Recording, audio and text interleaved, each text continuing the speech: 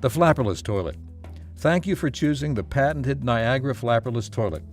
HD SKU number 779-923, model 840-565, or model number N2225 or N2228. The flapperless design means no flapper to leak or replace, and a sweat-free tank and a handle that works on both sides of the tank.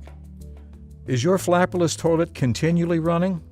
First, check the float and cap on top of the small canister on the side of the valve to make sure they haven't fallen off. If so, a new valve will need to be ordered.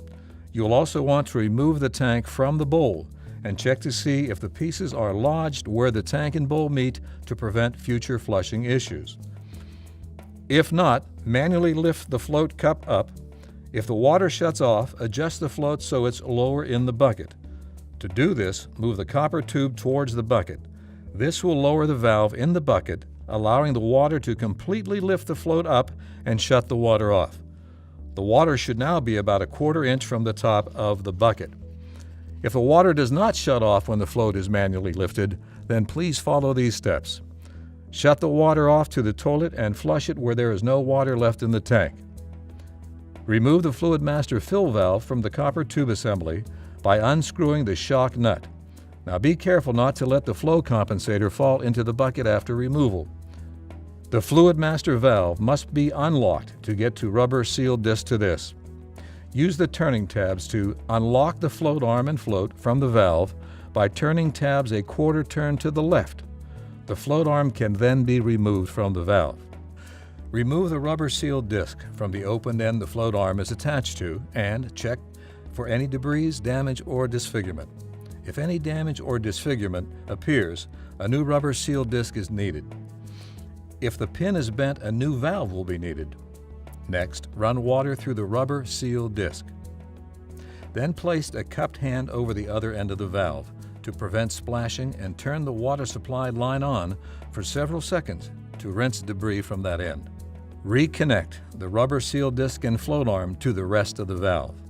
Connect the fill valve back to the copper tube with the flow compensator inserted in the end you are reconnecting, and then turn the water back on to see if the valve stopped running. Is your flapperless toilet producing a poor flush or material is left in the bowl after the flush? Check the water level in the dump bucket. The water should be a 1/4 inch from the top. If not, push the copper tube towards the side of the tank the handle is on, and this will raise the water level. Make sure the bucket is not obstructed and can move freely. If there is too much water in the bucket, or if the bucket is overflowing, push the copper tube towards the bucket, which will lower the float and the water line. Then flush the toilet to assure there is enough water in the bucket. Check if the water is coming down from the rim holes around the underside of the bowl. If they are blocked, use a wire pipe cleaner to try and remove the blockage. It could possibly be a calcium buildup. Does the water well up in the bowl and go down slowly? If it's a new install, the wax ring may have shifted and a partial blockage formed. If so, the bowl must be lifted and wax ring shifted. Pour a bucket of water in the bowl. If it drains right down, then there is a siphon jet issue and a new bowl will be needed.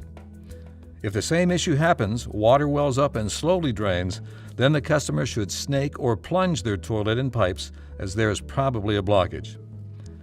Is the dump bucket getting stuck? Pull the copper tubing towards the front of the tank to make sure it is not getting caught on the tubing.